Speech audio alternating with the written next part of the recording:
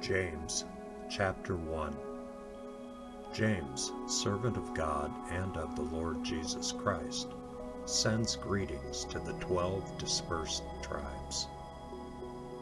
When all kinds of trials and temptations crowd into your lives, my brothers, don't resent them as intruders, but welcome them as friends. Realize that they come to test your faith and to produce in you the quality of endurance.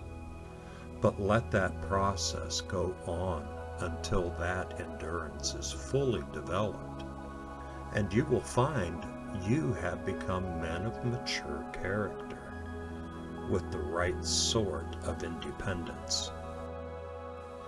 And if in the process any of you does not know how to meet any particular problem, he has only to ask God, who gives generously to all men without making them feel foolish or guilty.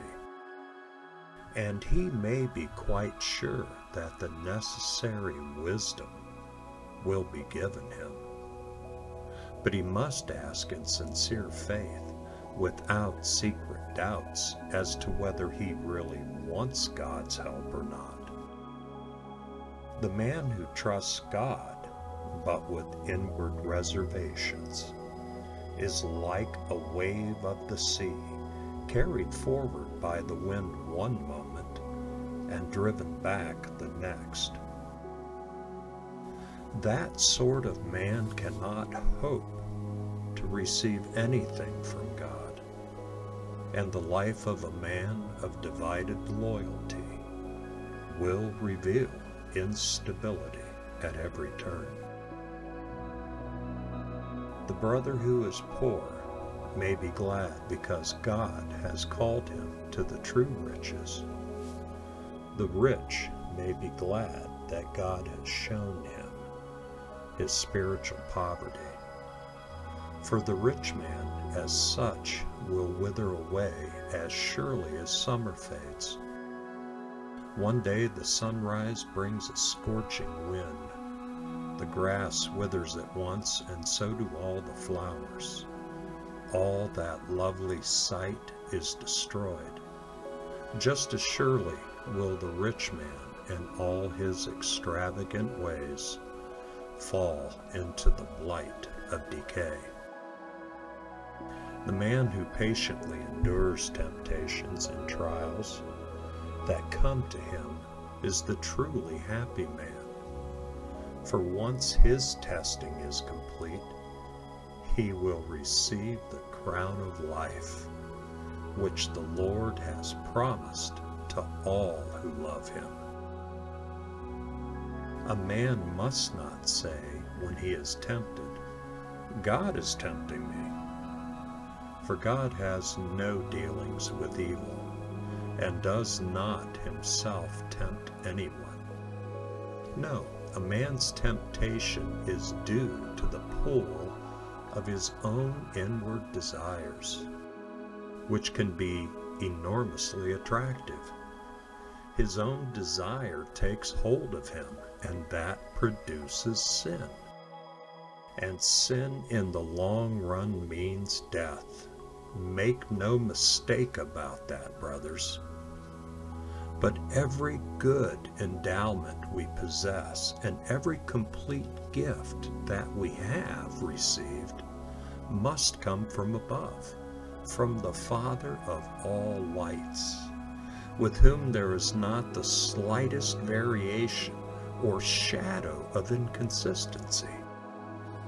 By his own wish, he made us his own sons through the word of truth, that we might be, so to speak, the first specimens of his new creation. In view of what he has made us, then, dear brothers, let every man be quick to listen, but slow to use his tongue, and slow to lose his temper.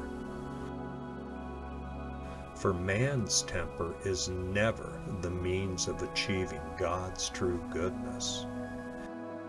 Have done then with impurity and every other evil which touches the lives of others, and humbly accept the message that God has sown in your hearts, which can save your souls. Don't, I beg you, only hear the message, but put it into practice. Otherwise, you are merely deluding yourselves. The man who simply hears and does nothing about it is like a man catching the reflection of his own face in a mirror. He sees himself, it's true, but he goes on doing with whatever he was doing, without the slightest recollection of what sort of person he saw in the mirror. But the man who looks into the perfect mirror of God's law, the law of liberty, and makes a habit of so doing, is not the man who sees and forgets. He puts that law into practice, and he wins true happiness. If anyone appears to be religious, but cannot control his tongue, he deceives himself, and we may be sure that his religion is useless. Religion that is pure and genuine in the sight of God the Father will show itself by such things as visiting orphans and widows in their distress, and keeping oneself uncontaminated by the world.